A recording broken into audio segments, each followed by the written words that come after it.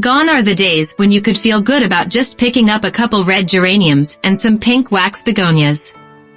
The pressure is on. Your pots and planters need panache. So this spring, before you head out to buy plants for your porch, deck, or patio, learn what it takes to create planters with style. Chances are, the gardener who planted up that beautiful pot may have shopped at the very same nursery as you. They may have traveled down the same aisles and may have chosen among the same 200 kinds of plants and 10,000 possible plant combinations. The trick is all in the choosing. The structure of your container planting, that is.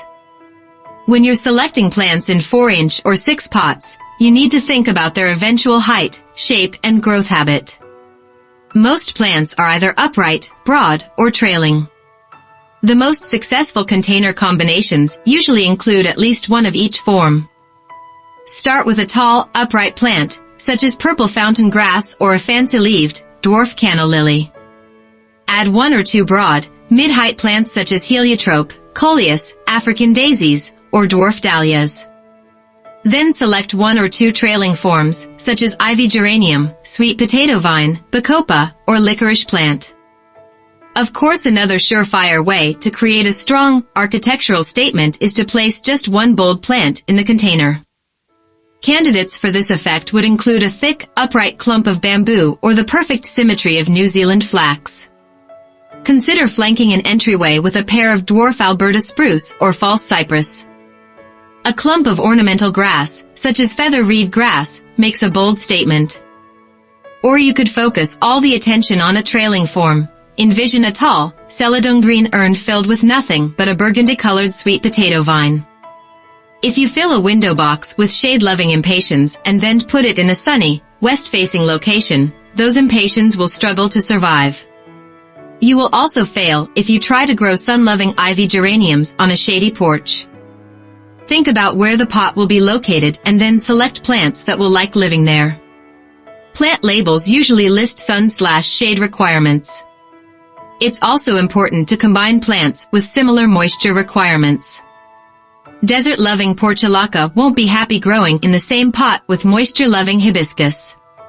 Soil preference is also important.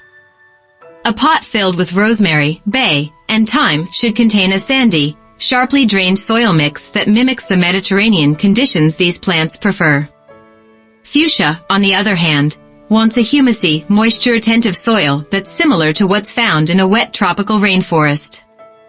Plant labels can provide this information. Foliage is just as important as color in creating a successful container planting. Once you've gathered a group of candidates, think about the size of the leaves and their surface texture. Leaf textures range from waxy to shiny, to prickly or velvety. Contrasting foliage really grabs the eye.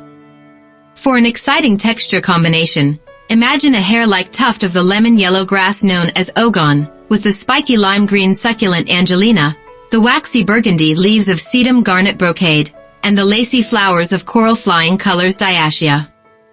A well-composed container planting can be as visually stimulating as a great painting. Generate energy and excitement by combining complementary colors such as purple and orange or yellow and blue. Or paint a more visually soothing composition by limiting yourself to related colors such as blues and pinks or reds and yellows. You can also create a stunning, very sophisticated look using nothing but greens, whites, and silvers. When selecting flower and foliage colors, you may also want to think about the color of your house, the color of your deck or patio pavers, and the color in adjacent beds and borders.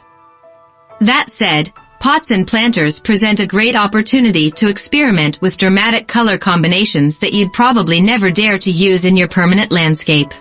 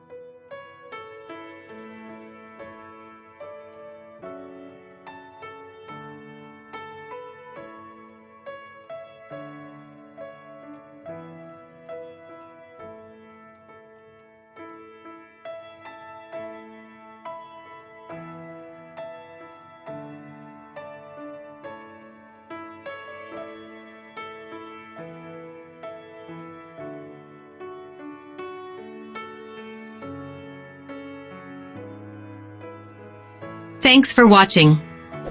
Please subscribe for more daily videos with new outdoor design ideas.